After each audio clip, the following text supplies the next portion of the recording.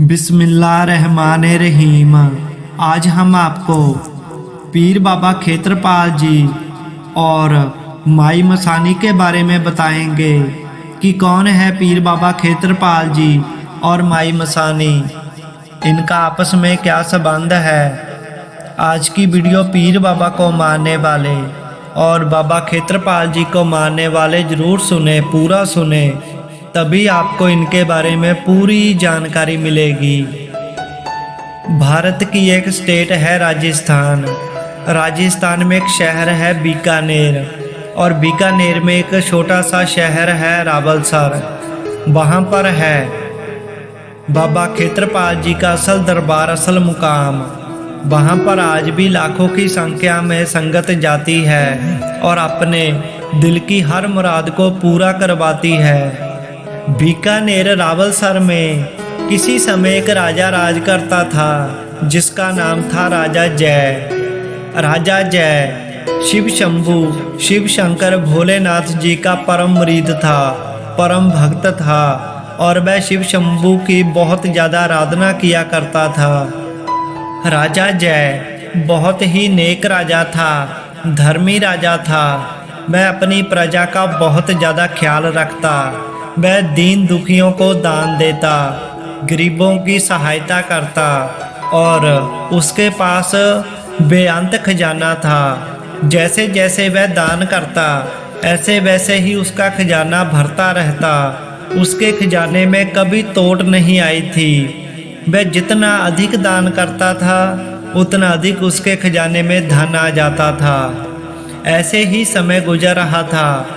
जैसे जैसे उस राजे का खजाना बढ़ रहा था, धीरे धीरे उसके अंदर अहंकार आ रहा था। धीरे धीरे और थोड़ा समय गुजरा। अहंकार की वजह से वह राजा दुष्ट हो गया। उसने दान पुण्य करना बिल्कुल बंद कर दिया।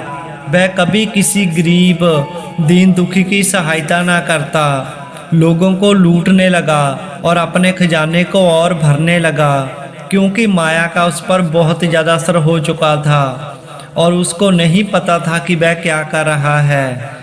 शिव शंकर जी ने देखा कि हमारा जय भक्त राजा, जिसमें अभी अहंकार आ चुका है, इसने दीन दुखियों की सहायता करना बंद कर दिया है और वह लोगों के साथ अब दुष्टता से पेश आता है और अब वह लोगों से सही तरह बात भी नहीं करता।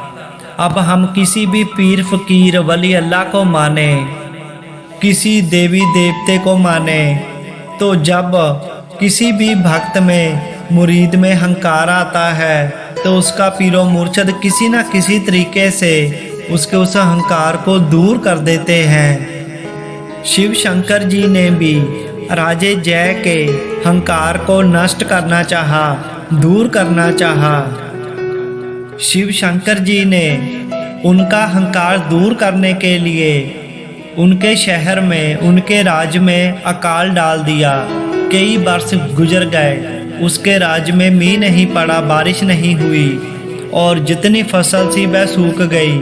जितने नदी तालाब थे वह भी सूख गए, फूल बूटे भी सूख गए और उसकी प्रजा और राजा, वहाँ पर अनाज की कमी होने लगी। लोग प्यास से मरने लगे।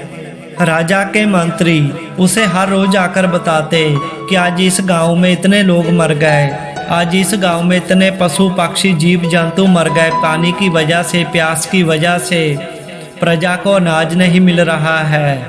हर दिन वजीर राजे को आकर ऐसी बातें बताते तो राजा दुखी हो जाता। जब राजे को दिखा कि अब कोई चारा नहीं है, अब मेरा राज्य ऐसे ही खत्म हो जाएगा, तो उसे अपने इष्ट शिव शंकर जी की याद आई और वह उनकी पनाह में चला गया और एक स्थान पर बैठकर शिव शंकर जी की बंदगी करने लगा, तपस्या करने लगा और उन्हें याद करने लगा। ऐसे ही काफ़ी समय गुजर गया। वह राजा जय शिव शंकर जी को खुश करने के लिए उनकी भक्ति करता रहा। शिव शंकर जी ने देखा कि अब राजा जय का अहंकार खत्म हो चुका है तो और वह हमें सच्चे दिल से पुकार रहा है, तो अब इसकी सहायता की जानी चाहिए। उसकी भक्ति देखकर शिव शंकर जी ने एक नूर पैदा किया अपने नूर से और उसका नाम रखा बाबा साहिब। बाबा खेत्रपाल जी का पहला नाम बाबा साहिब था। शिव भगवान ने बाबा साहिब को हुक्म दिया कि आप राजस्थान में बीकानेर में रावलसर वहाँ के राजे जय के पास जाएं और उन्हें हमारा हुक्म सुनाएं कि वह एक यज्ञ कराए और उसमें सभी ऋषि मुनियों को बुलाए और उनकी सेवा करे, उनको अनाज दे और उनको दान दे, तभी उसके राज्य में बारिश होगी और फिर से वहाँ पर पानी और अनाज आएगा। राजा जय बहुत अहंकारी हो गया था, इसी की वजह से उसके राज्य में ऐसा हुआ, अकाल पड़ा। अगर वह चाहता है कि उसकी प्रजा और उसका राज्य बच जाए तो उसे हमारा हुक्म सुनाए।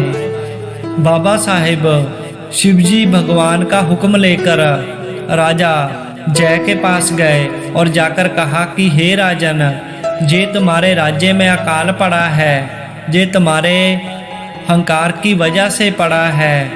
अगर तू चाहता है कि तेरा राज्य और तू बच जाए तो तू एक यज्ञ कर और उसमें सभी ऋषि मुनियों को, दीन दुखियों को बुला, उन्हें खाना खिला, उन्हें दान दे और उनकी सेवा कर।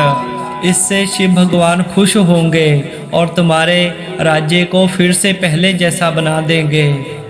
उस समय बाबा साहिब एक पंडित का रूप लेकर गए थे, तो राजे जय ने उनकी बात को मान लिया और कहने लगा कि मैं एक यज्ञ जरूर करवाऊंगा, लेकिन आप उसको करेंगे।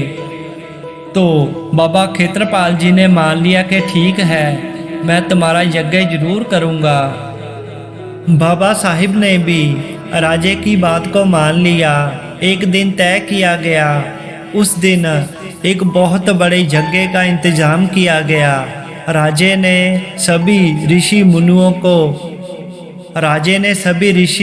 को, देवी देवताओं को और दीन दुखियों को बुलाया और वहाँ पर एक यज्ञ किया गया।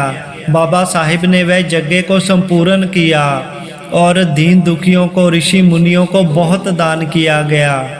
इस दान से शिव भगवान जी खुश हो गए और उसी रात राजे जय के राज्य में बहुत बारिश हुई। ठंडी ठंडी हवाएं चल रही है और धीरे धीरे वहाँ की जो सूखी हुई वनस्पति थी वह हरी होने लगी। सभी जीव जंतु, मनुष्य, पशु पक्षी खुशी से गा रहे हैं और राजे जय का राज्य पहले के जैसा हो गया। जब वहाँ पर सब कुछ सही हो गया तो राजे जय ने बाबा साहिब को अपने पास बुलाया और पूछा कि आप सच सच बताओ कि आप कौन हैं। तो बाबा साहब ने कहा। राजन की बात सुनकर बाबा साहिब कहने लगे कि हमारा असल नाम है खत्री बाबा खेत्रपाल।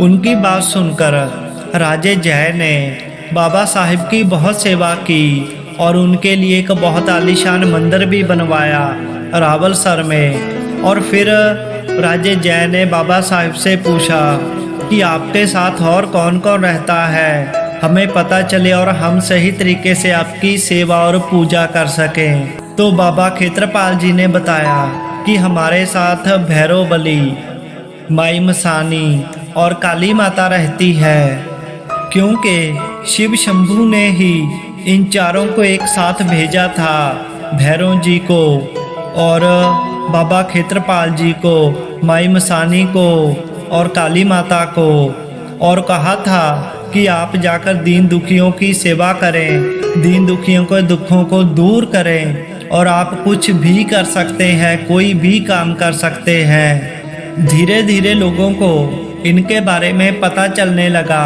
और इनके दरबार पर बाबा खेत्रपाल जी की पुजारी, भैरव जी की, काली माता की और माई मसानी की पुजारी भी वहाँ पर चढ़ने लगी और धीरे धीरे लोगों की दुआएं पूरी होने लगी, लोगों की आस मुराद पूरी होने लगी।